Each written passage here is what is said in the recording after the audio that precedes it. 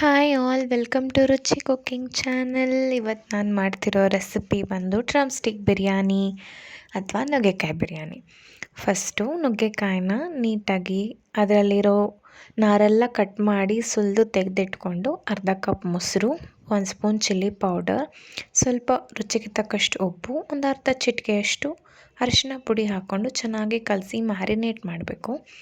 ಅದಕ್ಕೆ ಇನ್ನೊಂದು ಹಸಿ ಆಗಿ ಮ್ಯಾರಿನೇಷನ್ಗೋಸ್ಕರ ಹಸಿ ಮಸಾಲೆ ಒಂದು ಮಾಡ್ಕೊತಾ ಇದ್ದೀನಿ. ಅದಕ್ಕೆ ಮಿಕ್ಸಿ ಜಾರ್ಗೆ ಸ್ವಲ್ಪ ಪುದೀನ ಸೊಪ್ಪು, 4ರಿಂದ 5 ಹಸಿಮೆಣ್ಸಿನ್ಕಾಯಿ, ಸ್ವಲ್ಪ ಕೊತ್ತಂಬರಿ ಸೊಪ್ಪು ಹಾಕಿ ಕೂರ್ಸಾಗಿ ಪೇಸ್ಟ್ ಮಾಡಿ ಮ್ಯಾರಿನೇಟ್ ಮಾಡಿರೋ ನುಗ್ಗೆಕಾಯಿಗೆ ಜೊತೆ ಸೇರಿಸ್ಕೊಂಡು ಅದನ್ನು ಕೂಡ ಕಲಸಿ ಮ್ಯಾರಿನೇಟ್ ಮಾಡಿ ಅದನ್ನು 10 to 15 ಮಿನಿಟ್ಸ್ ಮ್ಯಾರಿನೇಟ್ ಆದರೆ ಸಾಕು. ಆ ಮ್ಯಾರಿನೇಟ್ ಆಗ್ತಿರೋ ಟೈಮಲ್ಲಿ ಕುಕ್ಕರ್ ಇಟ್ಕೊಂಡು ಕುಕ್ಕರ್ ಬಿಸಿ ಮಾಡಿ 1 ಸ್ಪೂನ್ ಎಣ್ಣೆ, 1 ಸ್ಪೂನ್ ತುಪ್ಪ ಇಷ್ಟಪಡ್ತಿರೋರು ಇನ್ನೊಂದು ಸ್ಪೂನ್ ಎಣ್ಣೆನೇ ಹಾಕೊಬೋದು. ನಾನಿಲ್ಲಿ 1 ಸ್ಪೂನ್ ತುಪ್ಪ ಯೂಸ್ ಮಾಡಿದ್ದೀನಿ. ತುಪ್ಪ ಎಣ್ಣೆ ಸ್ವಲ್ಪ ಬಿಸಿ ಆದಮೇಲೆ ಇದಕ್ಕೆ ಪಲಾವ್ ಮಸಾಲೆ ಹಾಕ್ಕೊತಾ ಇದ್ದೀನಿ. ಇಲ್ಲಿ 2 ಪೀಸ್ ಚಕ್ಕೆ, 5ರಿಂದ 6 ಲವಂಗ, 2 ಮರಾಠಿ ಮೊಗ್ಗು, 2 ಏಲಕ್ಕಿ, 2 ಪಲಾವ್ ಎಲೆ ಮತ್ತು ಜಾಪತ್ರೆ ಹಾಕ್ಕೊಂಡಿದ್ದೀನಿ.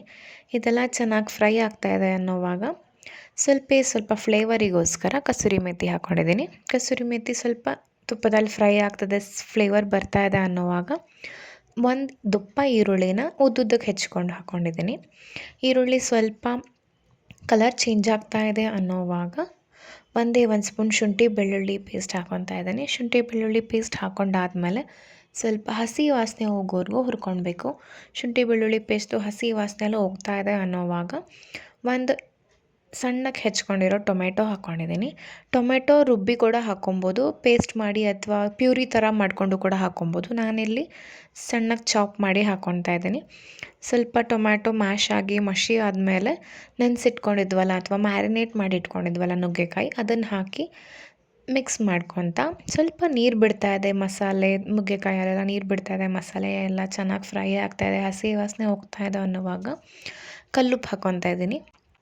ರುಚಿಗೆ ತಕ್ಕಷ್ಟು ಕಲ್ಲುಪ್ಪು ಹಾಕ್ಕೊಂಡು ಸ್ವಲ್ಪ ಹಾಗೆ ಮಿಕ್ಸ್ ಮಾಡ್ತಾ ಇರಬೇಕು. ಮಿಕ್ಸ್ ಮಾಡ್ತಾ ಸ್ವಲ್ಪ ನೀರು ಬಿಡ್ತಾಯಿದೆ ಅನ್ನೋವಾಗ ಖಾರದ ಪುಡಿ ಹಾಕ್ಕೊತಾ ಇದ್ದೀನಿ. ಇಲ್ಲಿ 1 ಸ್ಪೂನ್ ಖಾರದ ಪುಡಿ, 1 ಸ್ಪೂನ್ ಧನಿಯಾ ಪೌಡರ್ ಮತ್ತು ಸ್ವಲ್ಪ ಒಂದು ಅರ್ಧ ಚಮಚ ಅಷ್ಟು ಗರಂ ಮಸಾಲೆ ಪೌಡರ್ ಹಾಕ್ಕೊಂಡು ಚೆನ್ನಾಗಿ ಮಿಕ್ಸ್ ಮಾಡ್ತಾಯಿದ್ದೀನಿ.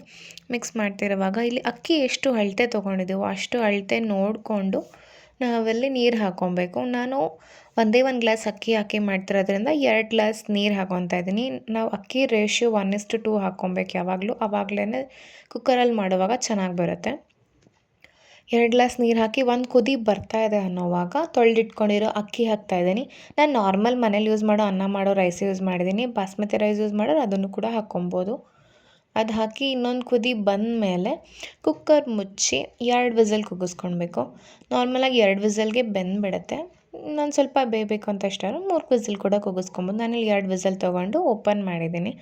ಅನ್ನ ಎಷ್ಟು ಚೆನ್ನಾಗಿ ಉದುರಾಗಿ ಬಂದಿದೆ, ನೀವು ನೋಡ್ಬೋದು. ತುಂಬ ಚೆನ್ನಾಗಾಗಿತ್ತು, ತುಂಬ ಫ್ಲೇವರ್ಫುಲ್ಲಾಗಿ ಟೇಸ್ಟಿಯಾಗಿ ಬಂದಿತ್ತು. ಈ ಡ್ರಮ್ ಸ್ಟಿಕ್ ಬಿರಿಯಾನಿನ ಮೊಸರು ಬಜ್ಜಿ ಜೊತೆ ತಿಂತಾಯಿದ್ರೆ ತುಂಬ ಚೆನ್ನಾಗಿ ಟೇಸ್ಟ್ ಬಂದಿತ್ತು. ಎಲ್ಲರೂ ತುಂಬ ಚೆನ್ನಾಗಿದೆ ಅಂತ ಹೇಳಿದ್ರು ನಮ್ಮ ಮನೇಲಿ. ನೀವು ಟ್ರೈ ಮಾಡಿ ಹೇಗಿದೆ ಅಂತ ಕಮೆಂಟ್ ಮೂಲಕ ತಿಳಿಸ್ಕೊಡಿ. Thank you so much for watching my video. Bye.